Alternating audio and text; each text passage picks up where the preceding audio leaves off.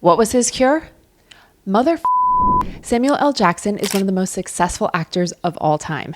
As of August 2023, he's listed as the highest grossing actor at $5.72 billion by cumulative domestic box office revenue. How did a kid from Chattanooga, Tennessee become the highest grossing actor in the world? How did he escape the FBI? How did he overcome his addiction? How did he learn to speak boldly in spite of a debilitating stutter? Let's find out. Samuel L. Jackson grew up during the civil rights movement. He went to segregated schools and was active in marches and protests. He even was an usher at Martin Luther King Jr.'s funeral. He was also part of a protest that held some of the trustees of Morehouse College hostage, demanding reform. This appears to be a turning point for him because the FBI got in contact with his mother, warning her that something bad was going to happen to him. In an interview with the Rolling Stone, he said, "They told my mother something bad was going to happen to me if she didn't get me out of Atlanta in the summer of '69. I'd already decided that I wanted to be an actor at that point, and I wasn't out of the revolution, but I wasn't going to be the political animal that I had been." He added, "I was ready to do something else." The FBI knocked on the door and talked to her face-to-face in Tennessee, so she came from Chattanooga to Atlanta, took me to lunch to talk to me, and then drove me to the airport and got me a ticket. He explained that his mother said, "Get on that plane.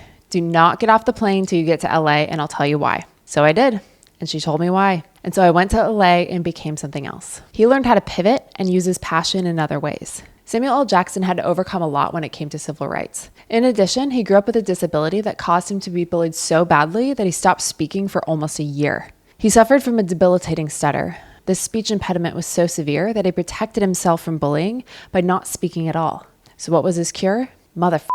He said he's not really sure why it works to say that, but it gives him something else to focus on, release the pressure, click a switch that stops the stuttering, especially on words that have B's and D's. To this day, he still stutters periodically, but he uses that word as a tool to help him get through the sentence. He learned how to develop skills that help him overcome limitations. Now he's on his way to LA, powered with passion and some tools to strive for fame and success as an actor. How did Samuel L. Jackson become an overnight success? He worked hard for 20 years and became the best in the world. Here's how he did it. He was in a theater troupe with some young actors like Denzel Washington and Wesley Snipes. Ever heard of him? He performed in plays in New York City during this time, and an up-and-coming director named Spike Lee asked Jackson if he would be in his films Do the Right Thing and Jungle Fever.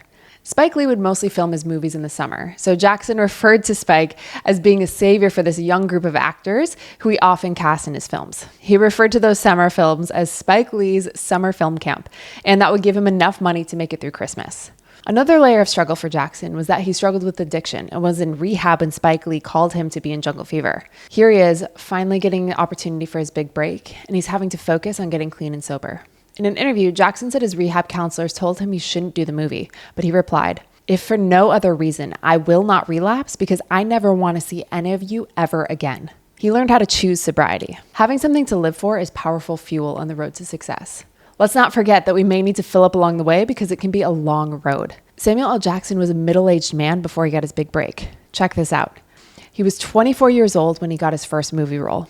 However, it wasn't until he was 40 years old that he got his big break with Do the Right Thing, followed by Jungle Fever. While he was rising in fame, it wasn't until Pulp Fiction and Die Hard with a Vengeance, both released in 1994, that he became a household name at 46 years old. These two movies released 6 months apart and changed the trajectory of his career. Pulp Fiction earned him an Oscar nomination, and Die Hard with a Vengeance made him a star. Now he's made over 150 movies to date. Everyone knows Samuel L. Jackson, but if he had given up on his dreams before his 40s, his life would be very different. And so would ours, because his art has touched the lives of countless people worldwide. He learned how to be patient and never give up. From living through the civil rights movement, to overcoming a speech impediment and addiction, to grinding for decades in his craft, Samuel L. Jackson is truly a inspiration.